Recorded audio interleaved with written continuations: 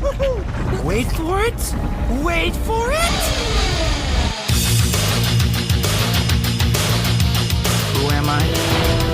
You sure you want to know? What does that make us? Sidekicks? It's the Trusty Sidekick podcast with your hosts, Jay Washington, Bob Hill. What's going on, everybody? Once again, we are back. It is another episode of the Trusty Sidekick podcast. I am your resident supervillain, Mr. Jay Washington. I'm your resident superhero, Bobby Hill. Man, what's been going on, bro? It's good, man. I'm in Chicago. This is my second kind of full week back in town.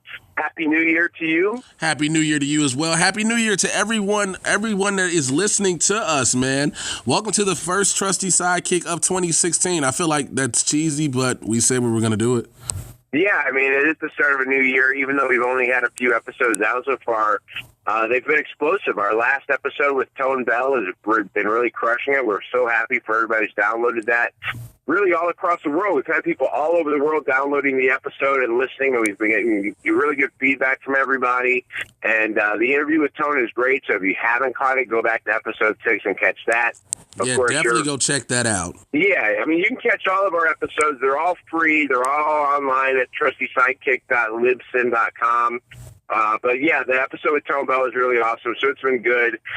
Being back in Chicago is pretty cool. I've got some fun shows coming up this week. I'm doing in the next couple weeks, I'm doing Still Not Friday, which is a Thursday night show. That's a fun show, dude. Very fun show. Shouts out to Matt Drufke for that. Yeah, Matt Drufke's a killer on that show. It's gotten rave reviews. And then I actually get to make my debut at Chicago Underground Comedy the following Tuesday. So I'll be doing my first night at Chuck ever at Beat Kitchen, which is run by an incredible crew, including the Hanson brothers and Sidney Davis Jr. and a couple other people. So, oh, that's dope, man. Congratulations on that, man. For me, it's just been real low-key, real laid-back.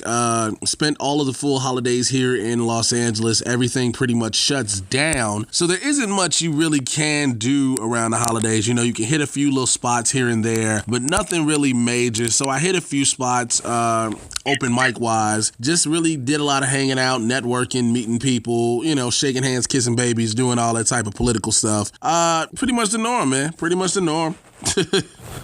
Sometimes you got to do that, though. You got a bunch of stuff coming up in January? Yeah, January is actually shaping up to be a very, very nice year. I mean, month. Lord Jesus, very nice year already. I put 365 days into 30. Right. January is shaping up to be a real nice month, man. I got a show in Studio City on the 4th on Monday. Then I'm at the Haha on Wednesday doing the Workout Wednesdays. I will also be doing the Thursday. I'm at the Ice House in Pasadena. So I'm picking up a lot of different things, getting the word out of who I am and what I do, and meeting a lot of people. So it's actually working out well for me, man. It'll be good, man. As you've got a stable living situation now, so you're squared away on the crib now, and you can kind of buckle down and get to work on what you have to get done, which is kind of a key. So I'm excited for you, man. It's you're not missing anything with the weather back here. The weather back here is not great. It snowed real bad for a little while, but it's finally relented. It's just cold now with some leftover dirt snow. So you're missing zero things back here. So you'll be happy that you're gone. But there are some cool things that have happened back here over the break. I was able to add a new run-in. We had Tone Bell on the show last week, who is, of course, going to be in this upcoming half of the second season of Flash. Yes. Which is cool. And then I was out shopping yesterday or a couple days ago, and if you follow us on any of our social media sites, whether it's the Trusty Sidekick on Facebook, or Sidekick Trusty on Twitter, or either of our Instagram accounts, you probably run into some of the stuff that we post sometimes. I was out shopping the other day, and because they don't pay to advertise on our show, I'm not going to tell you what store it was, nor do I want to belittle the person who I ran into by making it seem like they were at a store that maybe some people might have some ideas about whether they should be stopping there. But it was a clothing store. I was at a nice clothing store the other day, and I was hanging out, and I glanced over. I was trying on a bunch of Star Wars stuff because I'm a child still, and I saw a younger two people kind of like talking to each other, boy and a girl, and then later on I saw the boy talking to a guy and referred to him as his dad. And then I heard a voice that sounded really, really familiar to me. And I looked over and I'm like, man, that girl looks super familiar. And then I heard the guy go, Chloe, come over here. And the minute that happened, I was like, oh my God, that's Chloe Bennet. That's Daisy from Agents of S.H.I.E.L.D. And so it took me a minute. Like, I was like, there's that moment where, well, here's the thing, okay? I'm not going to say that I was nervous, but I will say that I hadn't eaten in a long time, so my blood sugar was low. Wow. And so I was sitting there going, okay, do I say something? Am I a weird dude? Like, is approaching this woman in the middle of a clothing store? What if it's not her? And I just freaked out this woman's whole family. So I did. I called her by name. She turned around and she was like, yep, that's me. And then she was super nice, man. She was incredibly kind. She didn't use any of her earthquake powers on me, which was cool. Wow. Wow. So I ended up taking a couple pictures of me. Those did get posted. But Chloe, who is Daisy on Agents of S.H.I.E.L.D., super, super nice person. Shout out to her and her whole family who was there. They were all very nice. I didn't bug her about them because I figured obviously they're trying to have their own lives, so I made it as brief as possible. But she was super nice. She was very accommodating. She took a picture with me. I told her about the podcast. Hopefully if she listens and she understands how much that we like her on the show and like the show, maybe at some point she'd be happy to come on and do the podcast with us and do a little 10 or 15-minute interview, which is my small plea to you, Chloe, if you're hearing this. But it was so great to meet her out. It was really, really cool. That is a horrible plea for somebody to come on the show. I just want you to know. That is the most horrible. I've been waiting several days to hear this plea that you were going to make for this, and that was it. And that's what we got. I am so disappointed. She's a regular. I mean, listen, she's a Chicagoan, like we're Chicagoans. You can't go with some phony L.A., not real thing. The real deal is we love her character on the show. We love the show. We'd love to have her on and talk to her about how she got into that position and how she's enjoying being on the show and how being a Marvel character is for her. That's the stuff we want to find out. We want to talk about the good stuff. I wish you would have said that first. I wish you would have just said that before you said the BS that came out your mouth earlier, because I'd have been like, okay, I dig that. No, instead you give the bullshit. I was with her, she's with her family, and whatever. Look, Chloe Bennet, if you listen to this, we would love to have you on the Trusty Sidekick. Find myself or Bobby Hill. We will definitely set that up. Damn, that's easy supposed to do it. Damn, Bobby. I want to be kind. I didn't like. Here's the thing, because we were there, and I'm like, oh wow, can we take a picture? And then after it was over and she was gone, and I walked away, I was like, man, did I just ignore her? Like, you never know. Does somebody want you to like involve everybody who's with them? Do they want you to leave them alone? So I was like, well, I won't bug them. But then after I walked away, I was like, did I just ignore her family? Was I rude? And so, you freak out when you have anxiety issues. Yeah. I've had some run-ins too with a couple of people. One of our favorite shows we like to talk about is Gotham. It's one of my favorite shows. Yeah, I said just to talk about it. I didn't say favorite, period. I just said to talk about it. I didn't give the show that much credit. If you remember earlier in this season, they introduced the Maniacs. The Maniacs are prominent characters in the DC universe, and one of the Maniacs was played by comedian and actor Dustin Ybarra. Dustin has also been seen in the NBC show The Player. Well, I got a chance to meet Dustin and hung out with him at the Ha Ha Cafe, and I was talking to him about, his comedy and him being in the show Gotham, and, was also telling him about the Trusty Sidekick, and Dustin was like, you know what, I would love to do that. So we will have an upcoming interview come within the next couple of weeks with Dustin Ybarra, talking about him being in the part of the DC universe, being one of the Maniacs. Are there any plans of him going further into the comic book world? That's awesome. I like that. That's sweet. So yeah, we're actually trying to do stuff. A little bit of a different situation. You running into Dustin in a comedy situation, and me running into this young lady in a clothing store and her family. And then you just ignoring her family completely. Yeah, completely different situation. Completely different situation. If Dustin's family would have been there, she would have ignored them too. You damn right I would have. I'm not gonna even lie and act like I wouldn't have. You all are unimportant to this moment. You just wouldn't have apologized for it later like I did. Nope, not at all. Well, that's cool, man. It's so wild that we're in different places and having run-ins. And what's crazy is that before this podcast, I may have said something to her, but I wouldn't have bothered her for a picture or anything like that. But I know that we have people all over the world who've been downloading our podcast, and we can add a little bit more to what they get to experience from what we're doing by making sure we can take a picture with somebody if we get a chance to, or get somebody on the show to talk. We're going to do that, right? Of course we are. I mean, why not? That's what we started this thing for, isn't it? That's what we started the podcast for, to be able to do that? To be able to say, I know these people! You know? I think it's just to do that. So let's get into some of the stuff that's been going on this week. There's been some new photos from Daredevil that have come out that are pretty cool. But it hasn't been a lot of photos, to be honest. You know what? It's a decent amount of photos. There is one that shows Charlie Cox in the Daredevil costume, and he has a run-in with John Barenthal in the Punisher getup. Right. So and it looks like there's a scene where Daredevil is kind of tied up. It looks like on a dock or something like that. And it's a scene straight out of the comic book series Welcome Back, Frank, which is one of the harder hitting stories about the Punisher and Frank Castle, and Daredevil's involved in that. So I think that's pretty damn cool. And also the photos show the introduction of Elektra. Yeah, I'm excited about that too. I'm super excited to see Elektra in here. Go ahead. Go ahead. No, I was saying there's also some pictures of him with Deborah Ann Wall's character, and apparently they may be getting a little bit closer, which I'm sure is not going to be something that Elektra is super cool with. Yeah, but the question is, are we going to just jump into the fact that Daredevil and Elektra have a relationship, or are we going to have that build up? Yeah, I think there's going to be a slow burn. I think, when you're working on a show that's got multiple seasons to it, if they can squeeze 4 to 5 years out of a Deadpool, out of a Daredevil series, they're going to have to be able to, lengthen some of those things out. So the idea of Elektra being a character who may be around for a couple of years, going back and forth between good and evil and some of those things that deal with the relationships that happen with Daredevil and Matt, hopefully that's a thing that happens and plays out over time. I'd be interested in seeing it happen over years versus like this being the season that she's on and then she's gone again. Yeah, I think she's gonna stay throughout season 2 because we don't know who the main antagonist for season 2 is. I mean, Wilson Fisk will be back, but we don't know how. Is he Kingpin officially? You mean protagonist, right? Whatever. You know what the hell I mean.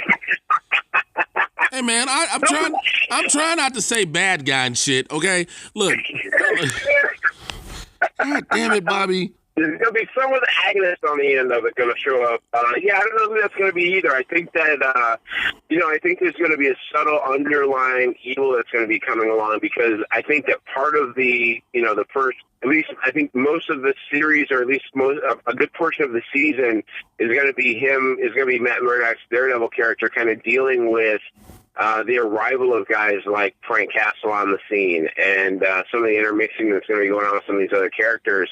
And so I think while it may seem like, the Punisher is his main maybe enemy or foil for the season, there's going to be a point where you realize that there's been a bigger issue that they kind of have to come together to deal with maybe. If I was going to guess, that'd be my take. Yeah, your guess went off the whole, let me get deep ass thought into this. I mean, yeah, possibly.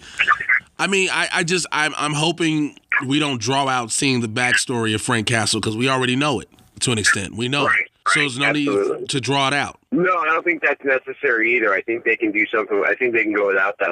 Hopefully they'll be told, they didn't really give up. They gave Daredevil's story kind of in a flashback kind of way, which I thought was perfectly fine for me. I didn't need to see, every bit of how he got there before he could actually be the character. And so I think they can do the same thing with Frank Castle, where they can just kind of show him already doing this stuff. And then occasionally they have a flashback where they give an idea of kind of where this kind of came from. I agree. Let's move on to some other Marvel news. There also, as well as Daredevil photos, there are some new Doctor Strange photos. Yeah, there's a bunch of new There's a lot of Doctor Strange stuff that's out. There's a plot synopsis going on with Doctor Strange they've got out now. They've been talking about a lot of the characters in there. Chiwetel Ejiofor talks about his character. There's some interviews with Kevin Feige. There's interviews with Tilda Swinton. There's interviews with Rachel McAdams. I think it's all coming out in the newest Entertainment Weekly. And this is gonna be a weird fucking movie, dude. It's gonna be a super weird movie. He goes back and forth through time. Baron Mordo, who is Chiwetel Ejiofor's character, is got all types of crazy involvement in what's going on. They signed Mads Mikkelsen to play the bad guy now, of course, because Mads Mikkelsen is the perfect bad guy for everything. And he's basically coming on playing a character who was part of the sect of magicians who breaks off on his own. There's a lot of craziness that's going to be happening with this movie. Well, again, I always have to go back to this when you talk about the craziness and potential weird things that you can get out of these movies. When Marvel did Guardians of the Galaxy, and Guardians of the Galaxy was successful at the box office, in its reviews, everything, they said if Guardians was successful, Marvel could basically do anything. Right. And I think from Guardians of the Galaxy, the furthest reach you have is the story of Stephen Strange. You know, it's all about magic. Yeah. Were you much of a Doctor Strange reader when you were younger? Did you read a lot of Doctor Strange books? No, I'm not gonna lie. Until recently, until he got introduced into the animated world, I was not really a Stephen Strange follower. Yeah, I mean, I poked around a little bit here and there, but I wasn't a crazy fan of, like, mystical arts as a kid. So until the whole Civil War thing happened and he kind of got involved and took up a side and was, like, hiding Luke Cage at one, Luke Cage and Jessica Jones at one point and a couple of the other Avengers, I didn't pay a whole lot of attention, but I think it's an interesting direction to go after having Iron Man kind of be the backbone of the first phase of what was going on. Now move to this point where it looks like he may be the new backbone of what's coming out after that. I think it's interesting. I think it's going to be interesting to have your main character be someone who can just kind of manipulate time and manipulate space. And there's some stuff going on they refer to as the Magical Mystery Tour, which is like takes them all the way through the multiverse. And so when you have a guy who's that powerful, then you kind of change the game on how the whole thing works, right? Yeah, I mean, it opens up a whole new world of what can happen and what can be done. Again, we're at phase 3 now, if I'm not mistaken. Yep. So, I mean, yeah, and all this is building up eventually to the Infinity Wars. So, I mean, we'll see. Now, in other Marvel movie news, there's also been new Deadpool photos released. Yeah, there's some cool new Deadpool stuff out. They're showing, if you look at the pictures, you can see Negasonic Teenage Warhead, which I still believe may be the greatest name for any character in any movie that'll ever be made. I agree. Negasonic Teenage Warhead is a great name for a character, but if you see her outfit, she looks like she's in a New Mutants outfit in a couple of the shots. So I don't know if there's something being set up for New Mutants. I know that you had posted a picture on our Facebook page of some X-Force artwork that has been done. Yes, they say X-Force is actually coming to the big screen, but there's going to be some changes from what we know. Because they say now, primarily, if you know the story of the X-Force is based off the X-Men, primarily having Havoc, who is normally is the younger brother. Alex Summers, Havoc, is the younger brother of Scott Summers. But according to some of the information I was reading, they're going to switch this around. And now Scott's going to be the younger brother. Yeah, and they talked a little bit about having Cable be the leader of X-Force. That's been kind of like they're kind of like the team that doesn't have to follow the rules at all. They're kind of the wild child team. Mm-hmm. And so, you get characters who are a little bit willing to go the extra way, and so as good guys who aren't worried about kind of going that extra mile a little bit more than, you don't have a Scott Summers-like player usually on that team. Those are your crazy people. And my biggest concern, though, bro, is how they're going to do this. How they're going to introduce this when we're getting ready to go into X-Men Apocalypse, and Cyclops will be introduced in this movie. Right. And of course, if you're doing X-Force, and if it is under the Fox umbrella, they own the right to mutants, they own the right to the story. How do you go about this without making it a cluster? Because now you have X-Men Apocalypse is setting a new precedent again after First Class, Days of Future Past. Now you have Deadpool. All of these are basically saying we're sorry for the fuck ups in the first 3 X-Men movies, plus the Wolverine movies. Well, here's what I think. Remember when Transformers, they came out with the Destructicons, and then they came out with one other group of team that you could put 5 cars together and they could be a robot. And then you got by like down by the time you got down to like the 3rd or the 4th one, you didn't give a shit about any of them anymore. You're just like, I can't fall in love with another group of 5 people. Yes, I can. Speak for your damn self. You know, all these guys have the same levels of character flaws. It's like Guardians of the Galaxy is a team. X-Men is a team. The Justice League is a team. The Avengers are a team. It's Right. like there's only so many times you can watch 4 or 5 people figure out how to become a group together before you kind of go, all right, enough. I'm kind of good on all these different things that you're trying to get me to buy into. Like, I'm tired of seeing the big dumb character and the smart guy and the guy who's in love with the one girl that doesn't love him back. Like, there's only so much of that you can take, and then you gotta scrap that and start over again. Yeah, you got a good point there. I will agree. You do have a good point. Now, I'm trying to catch up. Again, it's been hard this holiday season. Agent Carter news, you got it? Yeah, I got some Agent Carter news, man. There's some good stuff going on with Agent Carter. I'm super excited with everything that's happening there. She's going to be on the West Coast, which I think is a nice change up for her. There's a bunch of cool stuff happening with that show. I'm excited. It's going to be back on, I think, January 19th. And then I think in the second season, the way it's going to be going down, she's back, of course, as Peggy Carter, who is, of course, Captain America's kind of first love. It's going on the atomic age. It's going to be after World War II. She's going to be going to L.A. She's now going to be under the care of the West Coast chief, whose name is Daniel Souza. That's the guy's name on the show. There's a lot of craziness going to be happening this season. Jarvis is going to be back, which is cool. I like the idea of Jarvis as a regular person. He's actually a good character too. I like James Darcy as Jarvis. She gets out there and she's staying at the Stark residence in LA because of course he has them everywhere. And when she gets out there, she's going to be meeting up with Jarvis's wife. They're going to roll together. There's some odd investigation that's going to lead her to like a weird scientist who becomes an ally. Maybe some sparks fly there. Maybe that becomes the person who marries her after everything's fallen apart. She gets back on stable ground. And then, of course, all hell's going to break loose in that time period. And you'll get to see everything that goes on with that, which I think would be pretty cool. I think Dottie, who was a Russian spy in season 1, I think she ends up back in a new and unexpected way, which I think will probably throw everything into haywire again, which is cool. It's a fun show, man. I hope you catch up on it. It's going to be really good. I will, but I meant to tell you this since we brought up Agent Carter. I have to bring up some Captain America Civil War news. I don't know if you've heard. There have been a lot of rumors, a lot of photos that have leaked, a lot of backstage information that has leaked out.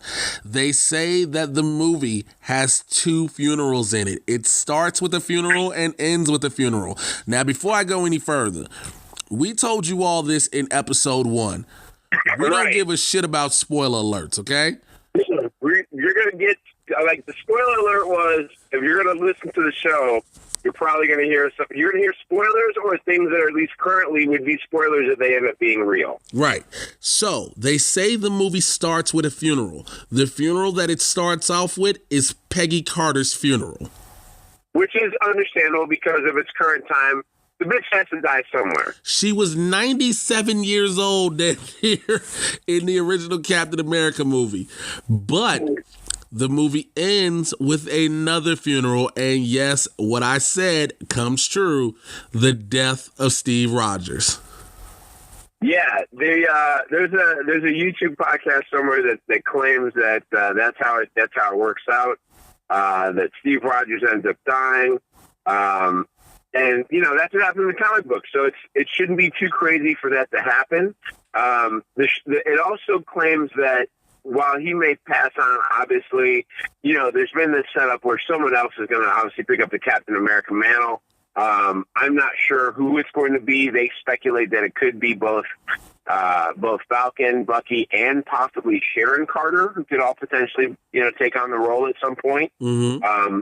who knows how long each of them will fulfill that duty. There may be, you may get a glimpse of one kind of like Terrence Howard in the original Iron Man movie where he thought about maybe getting into the War Machine outfit and then decided against it. Oh, I thought you were gonna say I thought you was gonna say you're gonna get the Terrence Howard when he was like, next time, baby. And before he said next time and ran his damn mouth, his ass looked up in the newspaper and realized his next time was gonna be Don Cheadle. He thought next time was going to be a chance at a bigger payday, and he didn't get it. Tony, why is it every time Terrence Howard fucking talks, he sounds like he's crying, like his totem got stubbed? Like, he's a grown man. He should not sound like he needs a bib every time he speaks. I gotta be honest, the saddest thing is that Don Cheadle doesn't show up in more Marvel movies. I was actually shocked as hell that he was in Age of Ultron. Right. Did you hear about?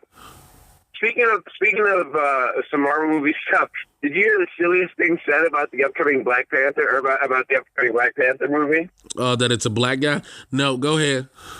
Kevin Feige, who's the guy running everything at Marvel, was originally describing the cast as being primarily African American, which should not probably be a surprise, right? Like, well, they supposedly just got they tacked on the director from Creed is officially pegged on to direct Black Panther. Right, that's official, right? That's official, and so what that officially means is I've been praying every damn day I'm gonna find me a Shiva, a Buddha, a Muslim, and everybody to pray to that they say they need another big black guy for this movie because they ain't started filming it, and I'm on. If they could do that, that would be solid. You'd be in there. Yeah, you're damn right. You're damn right.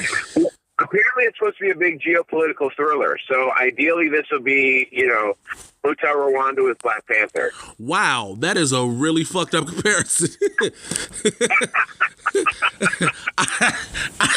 Out of all this Beast of No Nation with Black Panther? Is that what it's going to be? Out of all the shit we've ever said on this show, the Black Panther movie is going to be the one about them bombing the shit out of villages in a country trying to get a fake-ass metal.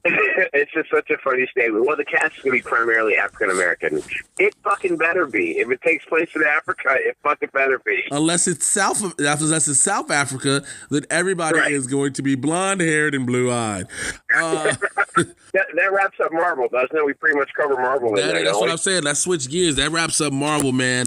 DC Universe. A lot is a little bit of a lot, and I have to say a little bit of a lot because it's not really a lot, but it's a little bit, but it's heavy what it is. You know what's crazy is I think over the last 3 weeks that we've been talking about Batman versus Superman, every week there's a different story about what happens in the movie. Every week there's a different twist about where you see the other heroes come in. I don't give a shit. I don't give a shit. I don't give a shit.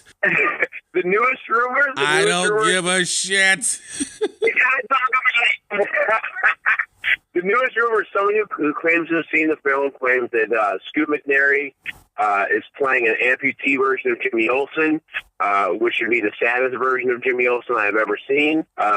Jenna Malone might be playing Batgirl as opposed to playing Carrie Kelly, who is one of the Robins in The Dark Knight. And allegedly a network of drones designed by LexCorp to defend the Earth from alien threats ends up going crazy, and they end up having to stop it. And then that's where Aquaman, Cyborg, and the Flash come in. And, of course, the big super secret surprise is that Hal Jordan, as the Green Lantern, actually enters the fray also. There's a gentleman by the name of Dan Amboyer, who is an actor who is listed on the credits as playing a test drone pilot in the movie, but who is reportedly, according to some of these rumors, maybe playing Hal Jordan. So maybe one more hero. I am so not sold on this movie. You're not into it at all, are you? Again, I just rather you tell me you have the Justice League movie. I'd stop calling this shit Batman versus Superman. I'm just gonna be real. I'm gonna keep it real. This is where Jay's whole personality turns real, almost uber ghetto real quick. Everybody's gonna come back to all these episodes when I've been like, I fucking hate this movie after this shit comes out, and they're gonna listen to it and be like, he told us. I'm still withholding judgment. I'm going to wait to see another trailer, which I think we're going to get to see at least some more peeks at some things. I know that coming up in January, I think around the 19th, we'll get a peek at the new Suicide Squad trailer. We get a peek at Wonder Woman. I don't know what it is. I think it's my affinity for Batman that's held me tight to DC over all these years, but I feel comfortable in giving them this shot. I want to give them this opportunity to let Batman versus Superman be what it's supposed to be. Yeah, hey, you can, man. You're like, again, you and a few other people are like, believers in this. I just can't. I want to believe. I want it to be good. I want it. You know what I want? I want there to be I want this like semi-dark version of what goes on here to be a thing that's possible, as in a little bit of an opposition to the lightness that you have on the Marvel side. I kind of like that dark, brooding version of whatever they're doing. Dark is one thing, but you are German chocolate cake fucking this up with Batman versus Superman. And I'm sorry if there are people out there who like German chocolate cake. It means you like throw up with a nice texture to it, okay? That's what the fuck you like. I'm sorry. I'm sorry. I mean, it's pretty delicious. German chocolate cake is pretty delicious. You can't lie but about the frosted is the worst looking shit ever, okay? The only other thing kind of going on, I mean, obviously, we're waiting for the DC shows to get back into gear in January. They finally did put out a little bit of a teaser for the second half of the season of Supergirl. Just the next episode that's coming out, and it looks like Kara's going to find out that Hank is John Jones, which is the only big reveal that anybody's waiting for on that show right now. And then, of course, more interaction between Cat Grant and Kara as Supergirl. So, all right, we're done with all that. Now, 2015 came to an end. We had a lot that happened in the comic book world, both Marvel, DC. Yes, and first of all, let me stop real quick. Let me preface this, and well, not preface. Let me bring this up. I understand. And Bobby understands that there are other comic book universes that have been translated into television and film. We fucking get it. And I don't want to be upset, but listen, this show is about Marvel and DC, damn it. So do not come to me, why don't you cover Kick-Ass, or why don't you cover Watchmen, or this, that, the third. Cover that shit when it comes to one of those properties. Are there people complaining to you about what are we not covering? Powers? Is Powers a show that's getting a lot of attention that nobody's paying any attention to? No, I'm just saying, in general, people ask, why don't you cover other things? That is why. That is what this damn show is. But the year is over, and there were a lot of great things that happened throughout both of the cinematic universes and in television and film. And so what we decided to do here at the Trusty Sidekick is give our best and worst of some of the things we saw in 2015. One of the things we had to bring up, definitely because a lot of action was happening, our best fight of 2015. I think we're both in agreement for what the best fight of 2015 was. I think the best fight of 2015 is really the best fight on any show anywhere in 2015. Ever. Yeah. Well, here's the deal. There's off the comic book spectrum, there's a show called Banshee that has a pretty good hallway fight this year. And I'm just not sure which season it's from, so it may not be this actual last year of episodes. But, man, there's a hallway fight that's in there that's dope. But it's still, I think, a pretty good second to what I think I label as my best fight. What was the best fight of the year? Daredevil in episode 2, right? Episode 2, to see the fight with the Russians, the one shot in the hallway. The only close second that I could even think of, but it doesn't even come close, is it was almost a one shot on Arrow when the episode was directed by the fight coordinator, that one episode. Yeah, the James Bamford episode of Arrow had some pretty great fights in it. Worst fight now. Worst fight ever. Worst fight for 2015, you said. My worst fight for 2015 was whoever Supergirl fought in episode 1. I forget who that schlub guy's name was, but that was to me, that was the most dog shit fight that happened. In all the movies and all the shows based on Marvel and DC, I was very concerned after episode 1. Now, I will say this. Since then, the fighting on Supergirl has picked it up. Melissa Benoist has gotten so much better at what she's doing. But man, that first episode, I was like, I hope she doesn't have to punch everybody in every episode because this is going to be a long season. With as much praise as we give Melissa Benoist on this show, on this podcast, dude, we need to get some way get an interview with her for here to have her talk about the character, her development with the character. You know, is she an actual fighter? Did she have to learn how to fight for the character? That's who we need. Look, no disrespect to Chloe, no disrespect to anybody, but we really need Melissa Benoist on this show. I'm just going to say that. Yeah, that'd be a good idea. Did you have a worst fight choice of the year or no? Oliver Queen versus Ra's al Ghul. On the mountaintop? No, the final fight. Oh, the final fight. Yeah. Anticlimactic. Very, very. You know what? And I'm be honest. I will say this about Arrow. I love the show. All of its fights that, you know, the Malcolm Merlin fight, so anticlimactic. The fight with Slade Wilson, so anticlimactic. Like, come on. Right. Like, you gotta hope for this Damien Dark fight to be good. Yeah, but the fact, I'm really hoping. All right, now, because we were introduced to 2 this year, we really weren't. Here's how bad it was. Okay, so for the next category, there's you know, both. So Marvel can't use the word mutant, but right. They really want. But both they and Fox had rights to the Quicksilver name. How did that happen? I don't know how that works exactly, but somehow they ended up both with the right. And so I was originally going to say, well, which one was the best and which one was the worst, but Days of Future Past, I think, came out in 2014. Yes, it did. So the reality is I still wanted to keep this category alive, and after I saw Avengers Age of Ultron, I felt like I was still able to do this because my best Quicksilver for the year was Aaron Johnson. I'll be honest. Even in comparison to the other Quicksilver that was used in Days of Future Past, like I like this version better. He's got the Russian accent. He's got an outfit that looks a lot closer to what Quicksilver's outfits in the comic book look like. Mm-hmm. I was very into that Quicksilver. Now, my worst Quicksilver of the year was also Aaron Johnson.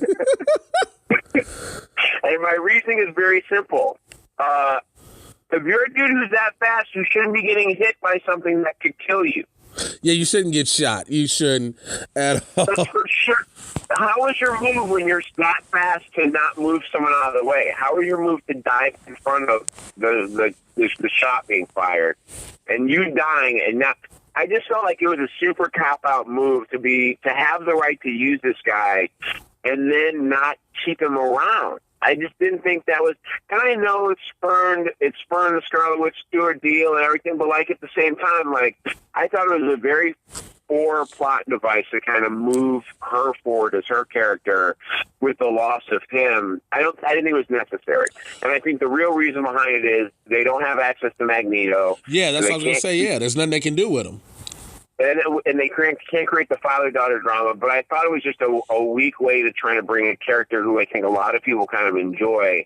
And it's really Marvel's version of a speedster that they have to use it now. They're kind of without, and I think that I think in Apocalypse, I think Quicksilver's potential relationship with Michael Fassbender's character as Magneto is going to be a thing that explodes. And so, Marvel kind of, I don't know if they took one for the team for potentially get better access later to other properties or other characters that Fox has, or if they just said, fuck it. I don't know.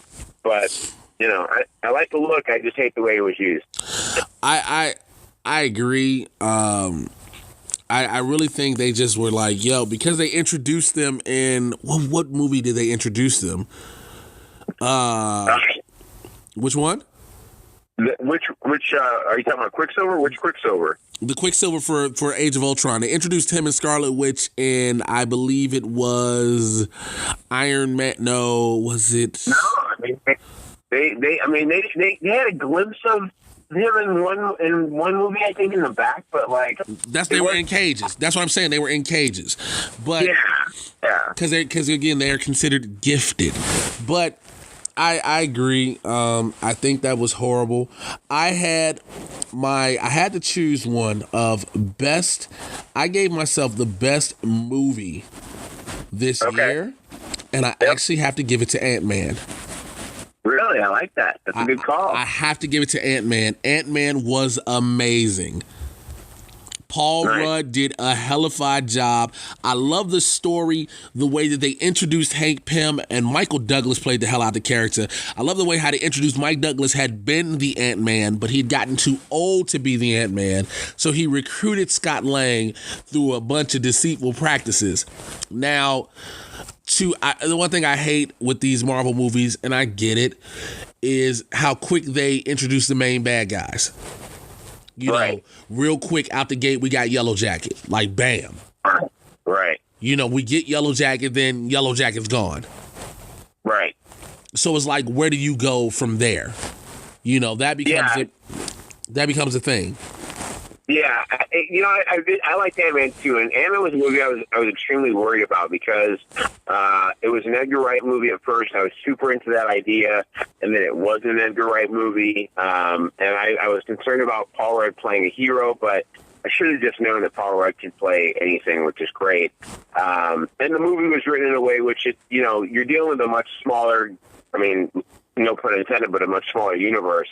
And so you're going to, you need a character who can play in that smaller area. And Paul Rudd really fit it perfectly. There are elements of Edgar Wright that you can see in the movie when you watch it. If you watch that movie and you know Edgar Wright movies, there's definitely things from there that you spot. You're like, that's totally some Edgar Wright stuff. Like when they're breaking down how they're going to commit the crime and they're going through, step by step and they're talking it out. Like that's got Edgar Wright all over it.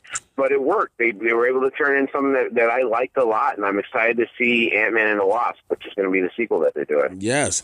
Now, what about your worst? What was your worst? What was the worst? Avengers: Age of Ultron.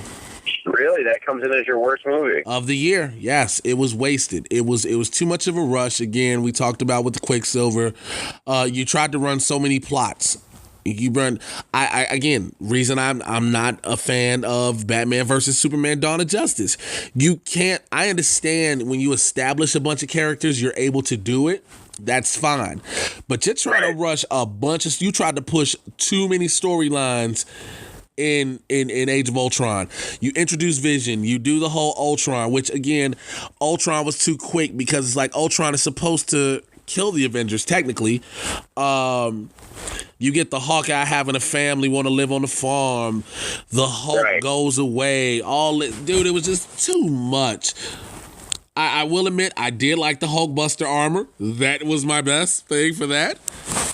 Yep. But overall, worst movie for me. Yeah, the trouble I have with that movie is I would have really liked to have seen. I would have liked to have seen James Spader as Ultron stick around for a little bit of a longer period of time. Yes. And obviously that's just something you can't get out of a movie that's going to be 2 to 2.5 hours long. I mean, you're just not going to get that type of a thing. And of course, moviegoers kind of don't always want to see the same bad guys come back for whatever reason. But I would have loved to see that carry on a little bit longer. The only difficulty is when you're doing movies, you're doing stuff that you're coming out with, a couple years apart sometimes. So, people get old. Human beings actually age versus comic books where you can keep drawing people as younger than they were before all the time. Now, you have to explain this category to me. Best MacGuffin, worst MacGuffin. Yeah, so I came up with the category I had was MacGuffin. If you don't know what a MacGuffin is a plot device, basically. It's usually a thing that doesn't exist in real life. It's kind of used as the crux of what everybody's searching for, right? They're looking for the time portal, or they're looking for the gemstone that will make the thing happen. or they're looking for the one key that will turn everything back in time to what it was before. That's what the MacGuffin is. It's the Tesseract. It's so I chose my best and my worst MacGuffin. I would say that the best MacGuffin of the year so far, I think, was Vision. I think Vision in Avengers: Age of Ultron, because he wasn't. I mean, there's a whole story that was happening, and then it was all about who was going to control Jarvis. When it was all said and done, and the all-powerful winning, the thing that turned the tide at the end was when Jarvis kind of became a person, came into Vision and became a person through Vision. And, Vision at the end was a person who ultimately brought the defeat to Ultron. And so as far as, and I like the Vision character. Now it's a character. Now he's going to play an important part in Civil War possibly as well. And Paul Bettany is made to be the Vision. I mean, that's a set move. Yeah, but even though Vision looks super anorexic, but that's another thing. Yeah, but the cool thing is when you're an android, you don't have to be the most muscular thing in the world, right? Your powers are based off of how big your muscles are. Yeah, whatever. And the worst MacGuffin, I have to agree with you on this one. The one you put for worst MacGuffin. Yeah, the worst MacGuffin is the Lazarus Pit. To me, that's the it doesn't matter who dies anymore. It doesn't matter what happens. If someone dies with their ashes, whatever the deal, just throw them in the pit, man. They'll be fine. Just get them in the pit. They'll sit out a few episodes while we argue over whether we take them to the pit or not. They'll jump out like a goddamn spider monkey. Yeah, I mean, it makes it tough to the idea that you would just buy anybody dying on one of those DC shows kind of goes out the window then, because you're like, well, they died, but we all do know it. Like, if I knew a Lazarus Pit existed, I'd never have anybody I know die if I could get to it. They'd come back, they'd be crazy, they'd have bloodlust or whatever, but they wouldn't be dead. All right, now you and I are going to probably differ on this category for best and worst. Okay. Best trailer. Yeah, there's a couple different trailers out. What would you say is what was your best trailer of the year? Deadpool. It was close. It was almost Deadpool for me, but I couldn't go there. What'd you love about Deadpool's trailer so much? What got you? It kept to the character so much. It let you see who he is. And I'm not talking about just the fact it was the Red Band trailer. No, it was the fact that everybody's like, oh, you just love the swearing and all that. No, I mean that's a small part of it, but you got to know what this character is, and they're holding to this character like comic book fashion, pure Deadpool style, and I loved it. And I was geeked up even when they dropped a new one on Christmas. So yes, Deadpool for me. Yeah, I get that. I did like the Deadpool trailer a lot. The only difficulty that I have with the Deadpool trailer, the main problem I have with the Deadpool trailer, and this is going to suck because I like him as a guy. The couple times I've met him, I love him as a comic, but he plays his part well. But when you see him on camera, you always know that's the dude he's going to be, and that's T.J. Miller's character. He's never a competent person in any of these movies. He's always the guy who is responsible for basically fucking everything up. And here he is again in another movie, being the comic relief, basically, which is where he kind of falls into play. For me, my favorite trailer so far this year has been Civil War. There's just so much that's coming in that trailer. And I know it's supposed to be a Captain America movie, but I think, Marvel's starting to get to this point where, it's beyond just being one character's movie anymore sometimes, which I'm okay with. I'm okay with there being a main character and a main plot line going off that character. But I've become very comfortable with different people kind of showing up here and there. And the idea of the introduction of Black Panther in this, the playing out of the Winter Soldier story, which is kind of run through a couple of different movies now, which I think is pretty awesome. And then, of course, that fight scene at the end between Bucky, Cap, and Iron Man, for me, that just kind of put it over the top, gave me all the chills I needed, and I was pretty happy. Okay. We're going to differ on worst. Trailer. We're going to differ on worst. I know we are.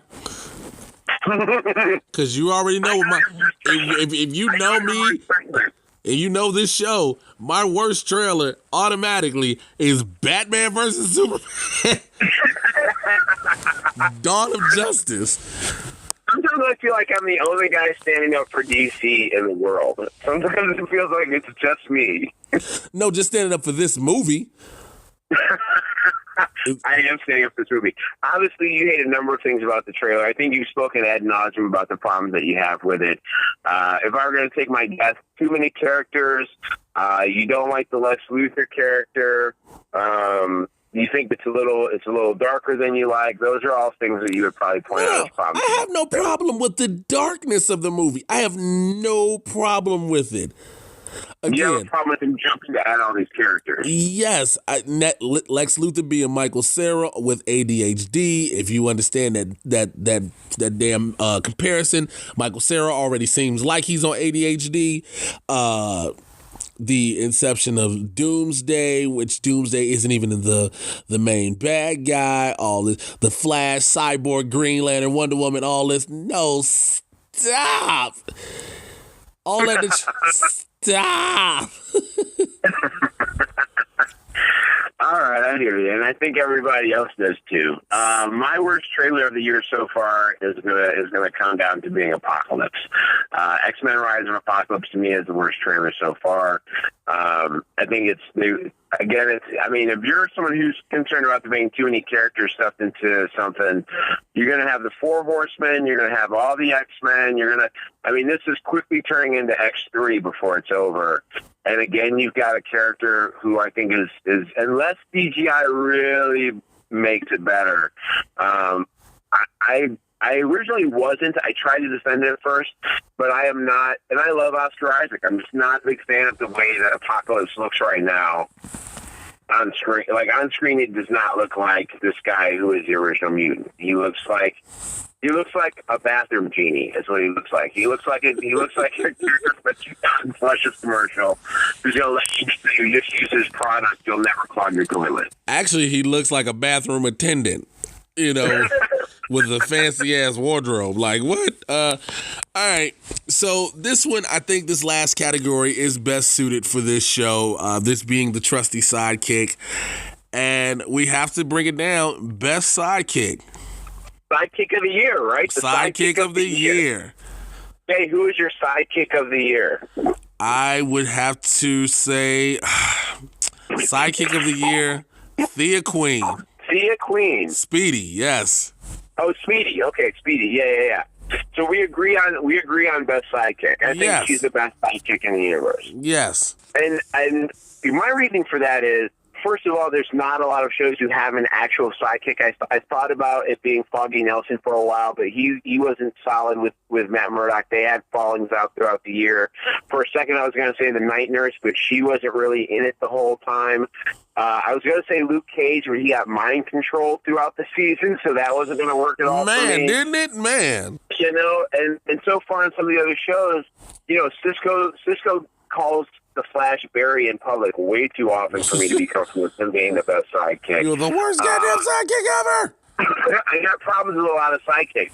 But man, Ollie's sister is always ready to fight, and she is not the one who's usually getting in trouble. In fact, when Damien Dark and her have a little tete-a-tete for a moment, she's able to stand her own there for a minute and screw up his powers a little bit. Yeah, she had to go to the Lazarus pit and die, but the way she's come back has been like right next to Ollie. She's helping her in this campaign as a sister. She's not involving herself with people that he doesn't want her involved with. She's kicking with the campaign manager. That's been kind of chill, and she's had his back every step of the way. It's been solid character work from Willa Holland, and I think the fight scenes with her have gotten even better. I've been super into her as a sidekick. I just want to say who uses the line, yeah, it sucks she had to die, but whatever. Right. Who does that? Now, worst sidekick of the year. We're going to differ on this one. I know we are. I'm going to let you go first. So my worst sidekick of the year is going to be Harvey Bullock from Gotham. He, to me, is... I mean, first of all, he turns, right? You know he's a guy who gets bought out at some point. He's already a guy who's partially sold himself out a number of times. There's been a number of times where he's tried to tell Jim Gordon not to involve himself in things, and it always turns out shitty for him. He's always on the wrong side of Jim Gordon trying to do the right thing. Right. And so for that, for that, Harvey Bullock is my worst sidekick of the year. You ready for mine? I'm ready for you. My worst sidekick of 2015 is the Black Canary. Is Laurel Lance. She is pointless right now. I don't give a damn what Star Labs and Cisco gave her to do for the Canary Cry. I don't give a damn how quick she thought she was trained by Nissa and was good to go. I hate this chick with a passion. You hate her, really? As a sidekick. I'm sorry, as a sidekick. Right. Katie Cassidy's great. She's great in the role. They just don't have a lot for her to do. Because I was going to say Diggle and his half Magneto mask, but Diggle still is good with a gun, okay? But I am not a fan as the Black Canary as a sidekick at all to anybody. Yeah, and to be honest with you, I'd love to see them kind of spin her off and just give her her own storyline and let her have her own show somewhere in another city where she can kind of run shit on her own and occasionally get drop-ins from people.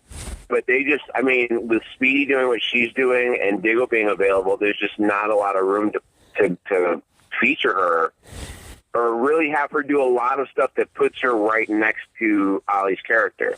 Not at all. That's a good call. I can live with that. I love Katie Cassidy. I think she's awesome. Yeah, I think Katie Cassidy is awesome. Do more with her. Man, listen, I agree. I want to do more with her. I'd like to see her on screen more. That'd be perfect. But doing better shit. Way better than, oh my God. So that's been our 2015 wrap up, man. So what you got going on? Like you said, you got some stuff coming up this upcoming week? Yeah, I'll be at Still Not Friday out in Aurora this upcoming Thursday. At the Two Brothers Roundhouse? Yep, and then at Two Brothers Roundhouse, and then I will be at Chicago Underground Comedy, the world famous Chuck. That thing's been around for, I think, almost 10 years now. I think it's a 10-year anniversary this year. And I'll be actually making my debut on the Chuck stage on the following Tuesday, which I think is the 12th. So I'll be on there on the 12th, which is cool. I'll let you guys know where you can find me. You can find me at www.itsbobbyhill.com. You can find all my dates. You can find all my info, clips, stuff like that there. You can follow me on social media at Mocha_Jesus on both Twitter and on Instagram, and of course Bobby Hill Comedy on Facebook. Well, for me, Monday I will be at Comedy at the Six Restaurant in Studio City, California. You can get more information on that from my Instagram. Wednesday I will be at Workout Wednesdays at the Ha Ha Cafe in Toluca Lake, North Hollywood. Thursday, I will be at the Thursday All-Star Show at the Ice House Comedy Club in Pasadena. Find me on Facebook, Instagram, and Twitter at Mr. J Washington, MrJaywashington. So, with that being said, we are wrapping up our first episode of 2016 of the Trusty Sidekick podcast. It's always been a fun one, but as normal, I am your resident supervillain, Mr. J Washington. And I'm your resident superhero, Bobby Hill. Make sure you find us on the Trusty Sidekick podcast Facebook page. Find us on Twitter at Sidekick Trusty. I'm working on some other social media platform sites for you guys to connect with us, so make sure you stay tuned and stay linked. Again, shouts out to everybody who has listened and downloaded through iTunes and listened to the direct streams, and we appreciate you all. Appreciate everybody that's sharing the love out there, man, and sharing the fun that we have doing these episodes for you all. Good night. Oh, that's all. I thought you might have had something else to say. That's why I was giving you a minute. No, we're done, man. Get out of here. All right, y'all. We'll holler at y'all next week. Take care. We're out of here. Peace.